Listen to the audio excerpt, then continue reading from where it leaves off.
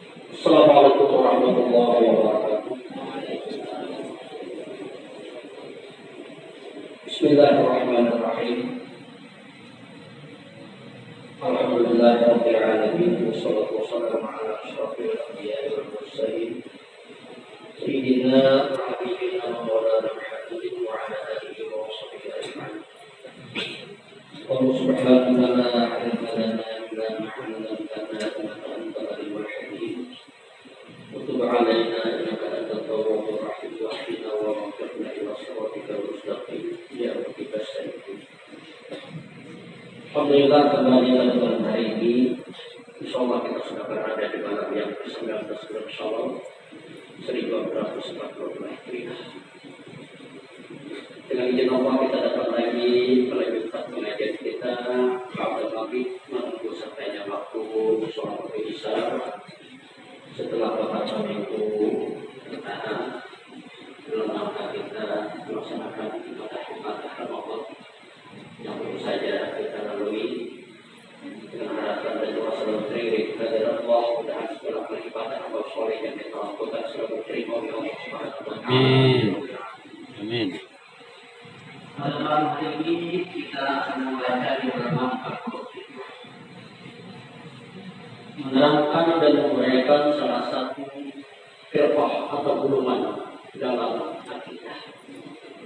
Jadi kitab yang kita baca ini baru menerangkan tentang masalah akidah. Nah, karena akidah ini sesuatu hal yang penting dalam ajaran agama kita. Nah, akidah inilah usul pokok agamanya. Dari akidah yang benar, akidah yang mantap, akan lahirlah amaliyah dan ibadah yang bagus.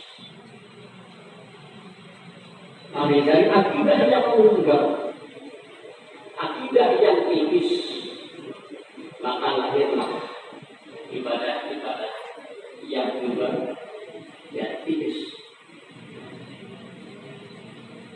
Makanya perjuangan akidah ini luar biasa.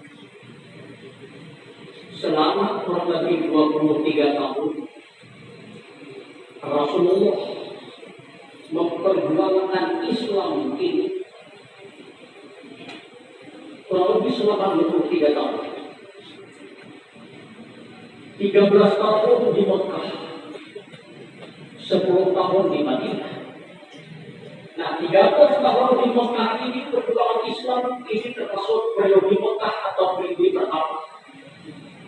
Perjuangan Rasulullah 13 tahun selama di Mekah ini berorientasi seluruhnya kepada akidah. Sehingga ketika di Mekah belum ada tentang masalah jihad, ketika di Mekah belum ada tentang masalah ibadah haji. 13 tahun yang diajarkan Rasulullah selalu masalah akidah. Nah, kenapa? Karena ini dari agama. Nah, setelah akidah ini tertanam dengan baik, akidah ini benar, lalu 10 tahun baru perjuangan tentang masalah hukum syariat. Nah, syariat, masalah sholat, masalah puasa, masalah zakat, masalah berhaji, apa segala. Nah, jadi pengajaran tentang masalah hukum syariat itu 10 tahun. Masalah akidah selama 13 tahun. Nah, kenapa? Karena akidahlah dasar dari agama. Akidahlah pokok dari agama. 13 tahun perjuangan. Dan agama ini mulai Nabi Adam sampai Nabi Muhammad, seluruh ajaran para rasul itu pokoknya mengajarkan tentang tauhid. Jadi tidak berbeda. Tauhid zaman Nabi Adam sama dengan tauhid saat ini. Tauhid di zaman Nabi Ibrahim sama dengan tauhid di zaman Nabi Muhammad. Cuma yang berbeda cuma pokok syariatnya. Ini yang berbeda. Ini yang berbeda. Kalau akidah tidak ada berbeda. Semuanya agama mengajarkan tentang tauhid, tentang keasaan Allah. Dari Nabi Adam sampai Nabi Muhammad, seluruhnya mengajarkan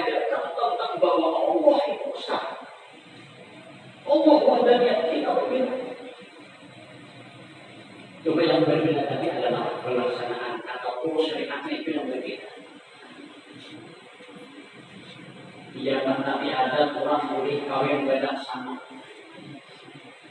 Nikah beda sama. Di zaman Nabi Muhammad kan lagi beda. Anak banyak pun ada bukan boleh. Jangan ada boleh ada di kita ini. Usianya sepakat musim saja. Nah, itulah sesuai dengan kebutuhan yang berbeda. Jadi seperti itu. Masalah salat dan beribadah sudah ada di zaman Nabi dahulu. Masalah salat sudah ada di zaman Nabi dahulu. Zaman Nabi Ibrahim ada salat, zaman Nabi Musa ada salat, sampai zaman Nabi Muhammad salat juga ada. Tapi cara pelaksanaan salat yang berbeda. Puasa sudah ada di zaman Nabi ada sudah ada puasa. Nah, bukan hanya dari saya Nabi Muhammad. Cuma cara pelaksanaan saum puasa ini yang berbeda. Yang berbeda. Jadi dari Nabi Adam sampai Nabi Muhammad, semuanya agama yang turun Allah kepada mereka mengajarkan dasarnya adalah tauhid, keesaan Allah. Nah, makanya 13 tahun perjuangan tentang akidah ini mereka mengamalkan. Dasarnya perubahan begitu.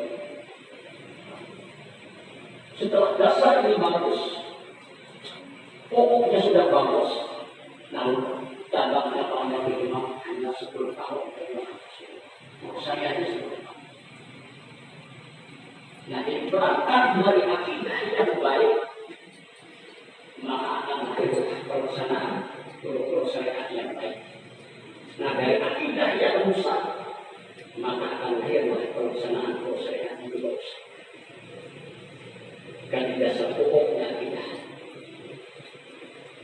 Nah, ini kita baca di halaman 47 masalah salah satu firqah dan ulama kita. Kita tahu sedikit. Bismillahirrahmanirrahim. Bagian atas. Adapun kaum Jahmiyah. Nah, ini firqah Jahmiyah. Yang pertama kemarin firqah Rafidiyah itu Syiah sudah kita baca. Kemudian adalah Khawarij sudah kita baca. Karena Khawarij jadi kemarin masalahnya kemudian sudah kita baca. Jabariyah juga sudah. Nah, hari ini adalah masalah Jahmiyah. Maka yaitu 12 kaum.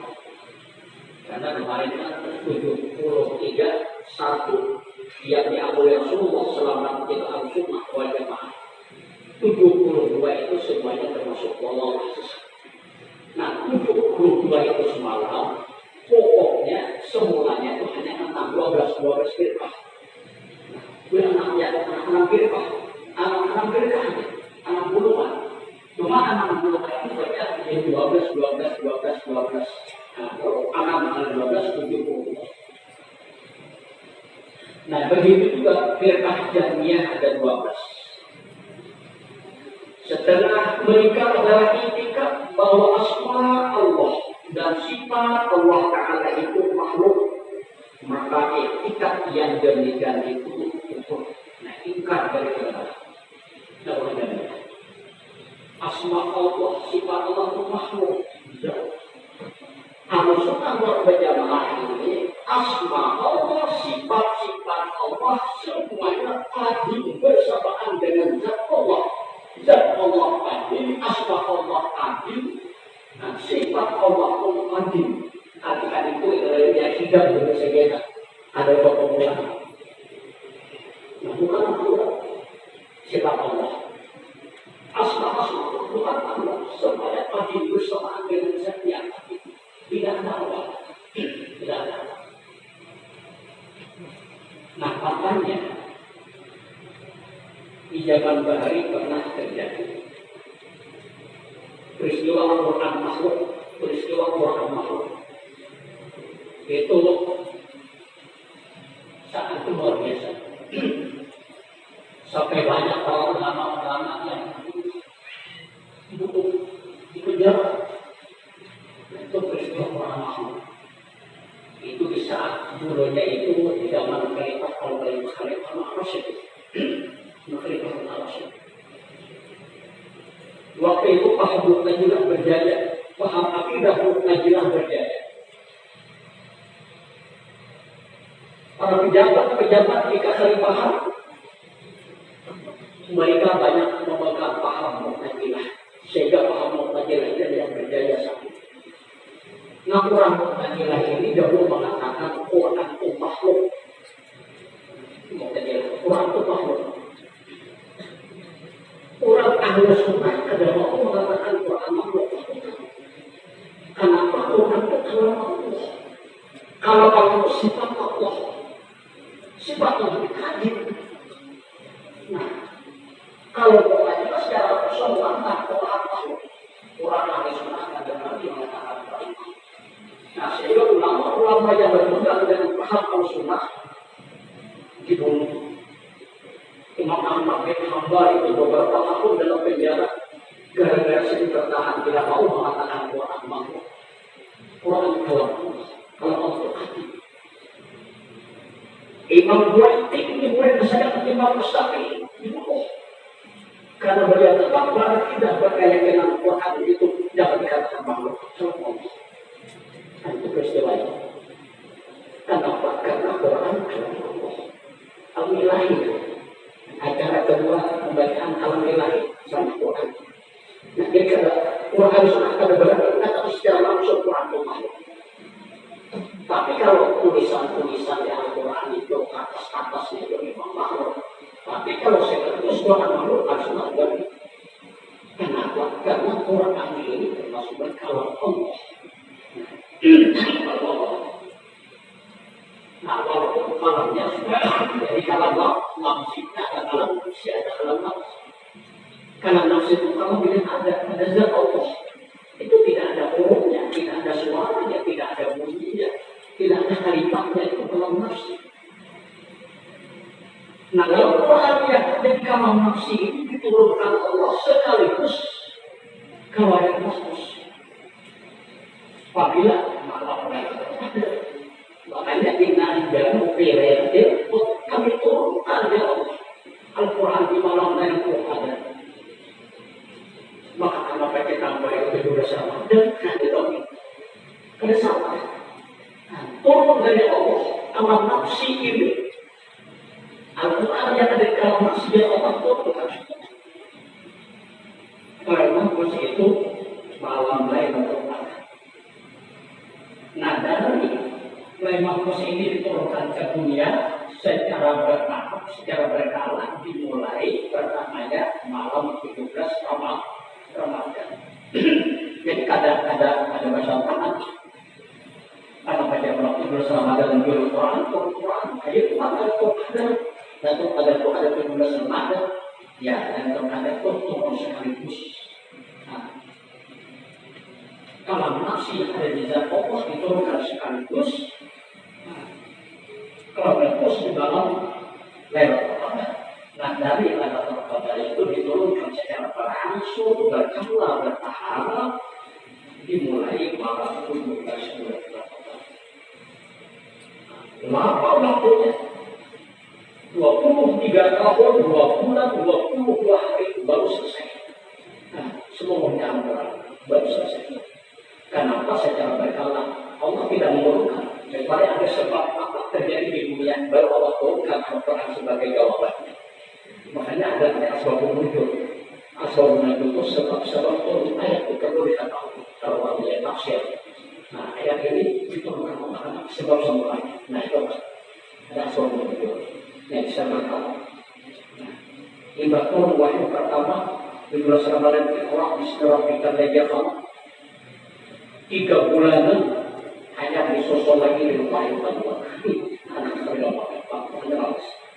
Nah, turun pertama ini adalah malam 17 bulan Ramadan. Jadi orang Ahlu Sunnah wal Jamaah tidak berani mengatakan secara langsung Quran itu makhluk, tapi Quran kalam Allah. Nah, jadi sifat Allah dan asma Allah semuanya qadim, bukan makhluk, qadim bersamaan dengan zat Allah.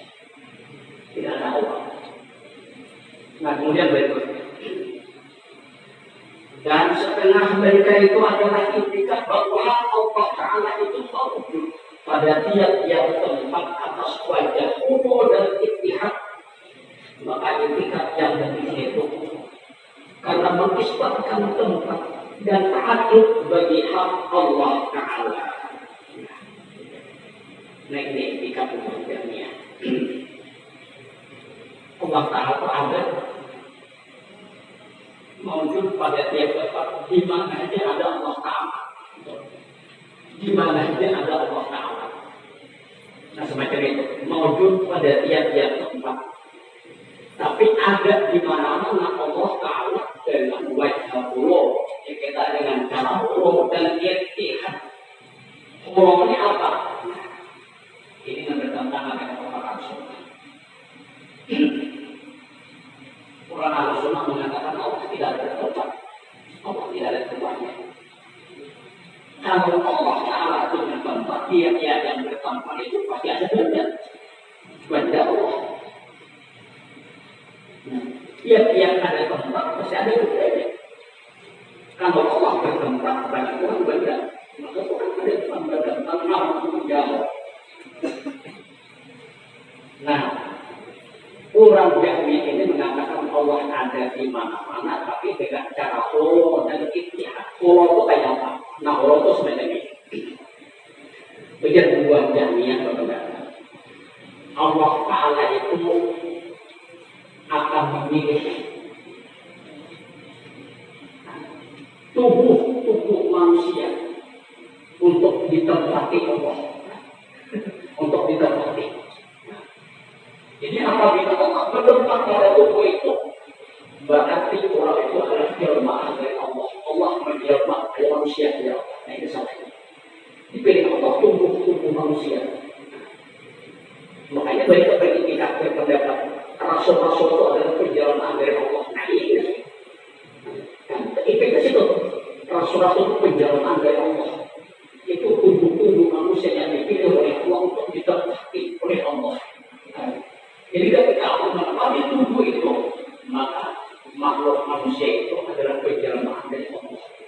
Nah itu ada surat apa Allah.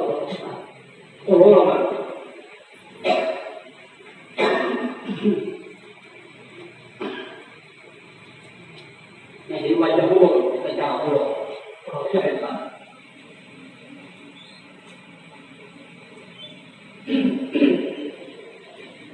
Tidak Allah Ta'ala memilih tubuh manusia ini untuk ditempatinya. Bila Allah bertempat di situ, maka dia ada penjelmaan dari Allah. Nah, termasuk yang terjadi para rasul-rasul Tuhan penjelmaan dari Allah. Nah itu keduanya tulis itu tidak harus menantang banget. Nah kemudian iktihad. Nah iktihad ini orang jadinya kepada manusia ini adalah pancaran dari cahaya Allah, pancaran dari nur Allah Ta'ala. Nah itu, jadi manusia ini pancaran dari nur Allah. Nah, karena dia mengatakan manusia adalah pancaran dari nur Allah, ia manusia, ia Allah, ia Allah, ia manusia. Nah itu, ia aku, ia Allah, ia Allah, ia aku. Nah, ini kan dua bahaya. Pancaran dari nur Allah, tidak akhirnya ia aku ya Allah. Iktihad. Orang ahli sunnah bukan semacam itu. Pancaran dari Allah sekaligus makhluk ini adalah dari nurnya Rasulullah, dari nurnya Rasulullah. Dari bukan sekaligus dari pancaran Allah. Makhluk ini adalah dari nur Rasulullah. Nah, nur Rasulullah ini juga makhluk. Bukan hadir, juga Allah. Kenapa? Karena nur Rasul itu diciptakan oleh Allah. Begitu sering Jabir akhirnya an awwali syai'in khalaqallahu qabla al-asya. Qala ya Jabir inna Allah khalaqa qabla al-asya'i nuran nabiyyika Muhammadin sallallahu alaihi wasallam. Kejadian yang Allah sampaikan terangkan kepada aku, apa yang melakukan ciptaan Allah, apa yang melakukan dijadikan Allah sebelum adanya sesuatu apapun. Ujar Rasulullah, Jabir sesungguhnya Allah menciptakan sebelum adanya sesuatu apapun nur dari Muhammad sallallahu. Nah dari Rasulullah ini semua makhluk manusia, binatang, tumbuh-tumbuh, semua makhluk dan Nurnya Rasulullah. Nur Rasulullah inilah yang awal pertama diciptakan Allah. Nur Rasulullah inilah yang paling dekat dengan Allah. Nah, banyak perkataan Rasul kepada Allah. Orang musyawarah Allah, yang Allah ini yang paling dekat dengan Allah. Kita dari Nurnya Rasulullah. Masalah suhudul sahrah, berkata sampai wahdah, suhudul wahdah bil kasrah, itu usaha nur. Suhudul wahdah bil kasrah.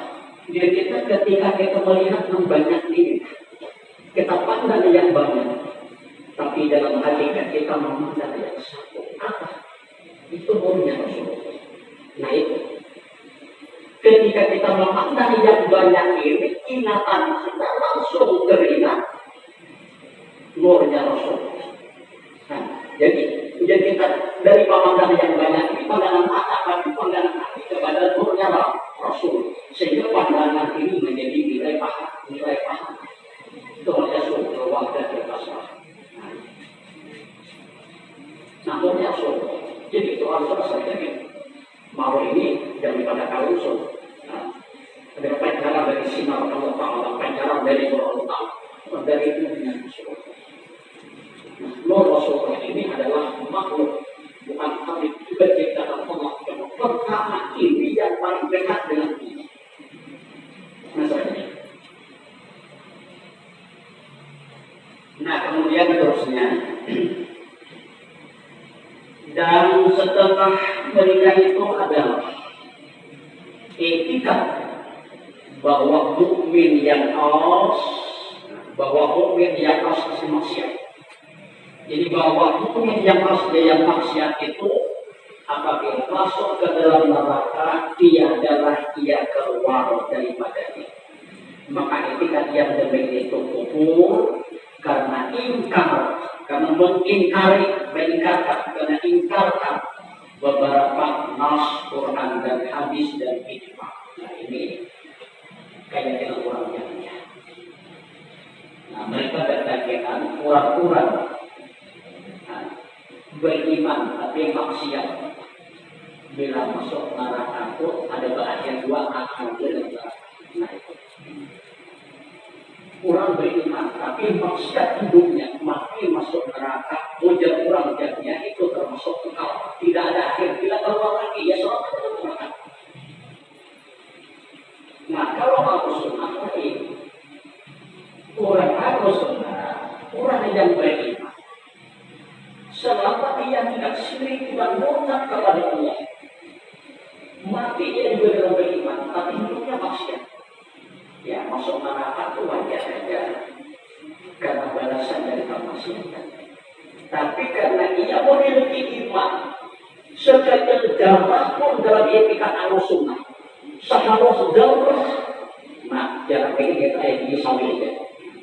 Seharus darah ada iman di dalam keyakinannya. Ia tidak akan keadaan masuk neraka ya. Tapi tidak akan ada akhir batasnya. Nah, kalau dia ada, kita jangan maksiat kok. Benar satu neraka. Nah itu. Jadi harus ada. Sekecil apapun orang yang masih memiliki iman kepada Allah, hidupnya penuh dengan kemaksiatan, masuk neraka itu wajar. Tapi karena ia ada memiliki iman sekecil zarah, dapat ada akhir dalam. Nah, saya ada beriman ini. Orang musyrik orang kafir mungkin khalidun atau khalidin fiha abada balal awsan ada akhir. Nah, disinilah kalau kita memikirkan barang ini, disinilah kebutuhan besar orang yang beriman. Ada kata-kata kita untungnya menjadi orang beriman, untungnya kebutuhan besar itu. Selama ada iman sekecil apapun, maksiat hidup masuk neraka sampai ada akhir. Kemarin ini akan ada di jalan akhirnya jamaah. Ada gambar gampang-gampang yang sehari di akhirat api sanatin min tahun sama 1000 tahun itu mati di dunia. Tidak dalam surah-surah saja dah kita baca. Sehari di akhirat ke api sanatin min tahun kayak 1000 tahun, ada 1000 hari 1000 tahun itu mati di dunia. Jadi semacam ini. Nah, jadi ini tidak berbeda. Apa aja orang yang dia mengatakan seorang beriman yang masih masuk neraka, akhir juga berdosa. Sementara harus mengatakan sebagian apapun keimanan seseorang akan menyelamatkan dirinya ada akhir dalam neraka. Kemaksiatan yang dia kerjakan masuk neraka itu keadilan Allah. Karena Tuhan Maha Adil, itu bagus. Sesuai dengan setimpal dengan kemaksiatan. Begitu selesai yang menjalani hukuman sebagai saksi dari perbuatannya ada akhir. Ada akhir. Makanya sampai ke surga itu ada tempe berendah. Ada yang asal dikodok Allah gulungan ada ulu. Ada yang mengkotek tabuti, ada yang mengkotek iman, ada yang tertujuh. Kalau barang-barang baik-baik asal gitu. Lagi belinya jauh bisa ada TIP juga. Anak kalau kulitan ada TIP juga bisa. Anak kalau ada kuku jangan dia soal. Bukannya banyak usaha tapi kita ada dulu anak. Apalagi langsung mereka soal banget kan. Langsung nyari ingat mana abah dalam apa nyari. Allah SWT sudah lama-kelamaan ada yang muncul ketemuan mereka anak buat Allahnya biar sih sama nabi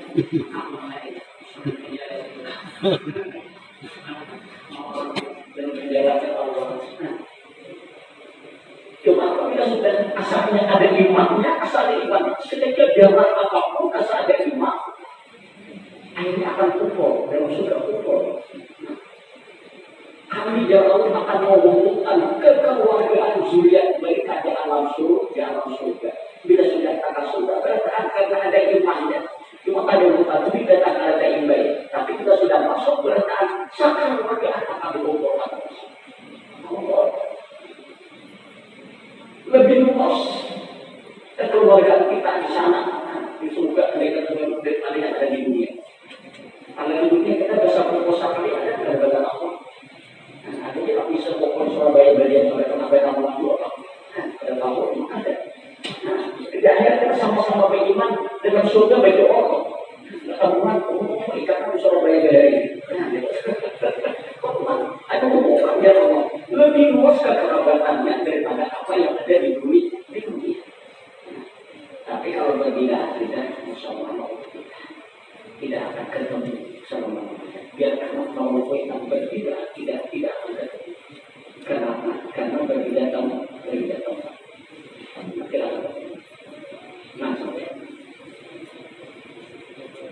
Nah kemudian berikutnya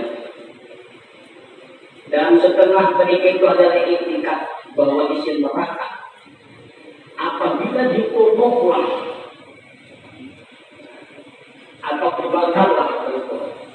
Jadi setengah mereka itu adalah etikatnya bahwa isi neraka apabila ditumbuhlah, kita dibakarlah ia hingga jadi abu, tiada lagi itu, maka etikat yang lebih pokok karena firman Allah khalidina fiha, yakni adalah senantiasa kekal isi neraka dalamnya.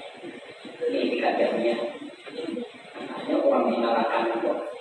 Apabila sudah kelewasan. Nah, kalau seni bakar jadi kamu ya sudah habis ya dari banyak duit. Makanya ini kan kalau dalam persoalan ini kalau kemarin apa jadinya itu.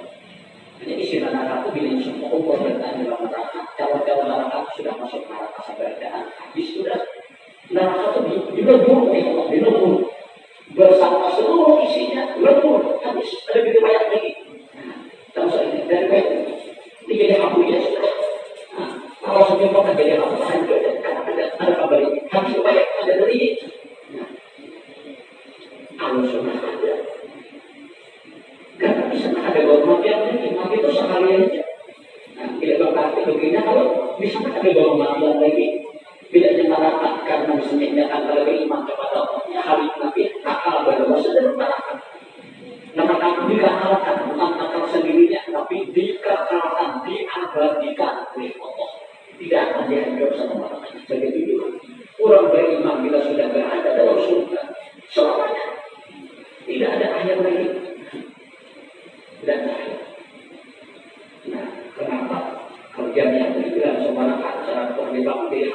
riwayat ini. Nah, langsung diriwayatkan. Nah, itu bedanya. Jadi Allah berfirman, ya Tuhan, Tuhan yang kita berikan untuk kali ini Nabi Muhammad kekal selamanya di neraka adalah karena akhirat. Nah, dan kehilangan. Nah, saudaranya lagi dan lagi firman Allah Taala, kullama nadijat dulu Maddalnahum juludan ghayra Allah liyadhuqul azab. Nah, ini firman Allah. Kullama nadijat juluhum maddalnahum juludan ghayra liyadhuqul azab. Yang apakah terbakar segala kulit mereka itu, kami ganti akan mereka itu dengan kulit yang lain supaya dirasai mereka itu atas azab siksa selama-lamanya. Nah, begitu disiksa dengan kaki azab, dengan azab yang berat, siksaannya begitu berat, hancur seluruh kulitnya. Kami ganti ini adalah dengan kulit yang baru, ada mati. Kedua kematian lagi, hancur kulit baru. Kami ganti dengan kulit yang baru supaya dia merasakan ajar kami selama. Bukan hanya kejadian Abu Hamzah sudah ada di banyak kita diganti dengan kulit yang baru supaya mereka merasakan ajar kami selama. Nah itu. Jadi dikatakan bukan kekal sendirinya, dikatakan neraka itu diabadikan oleh Allah, tidak naik. Nah, bukan orang kaki ada dikatakan, ada yang Allah yang mengakal.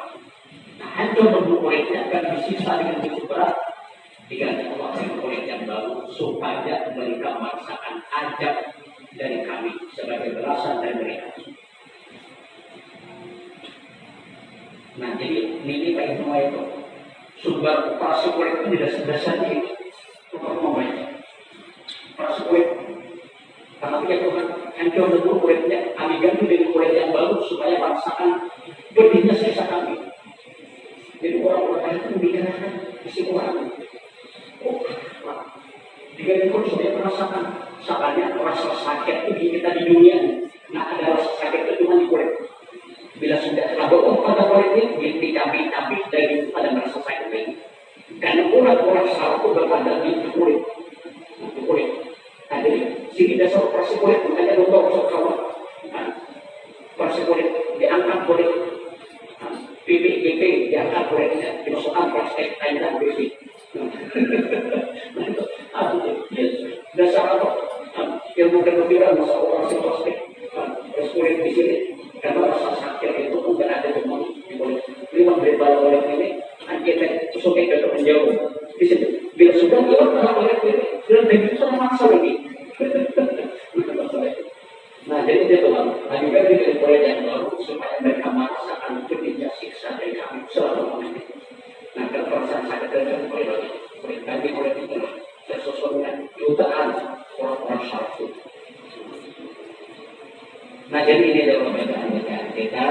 Jadi ini perbedaan dasar kaitan antara etika kausul dan etika satu kelompok kaum tidak itu kaum jahiliyah. Yang mudah-mudahan kita menjadi orang yang kita selamat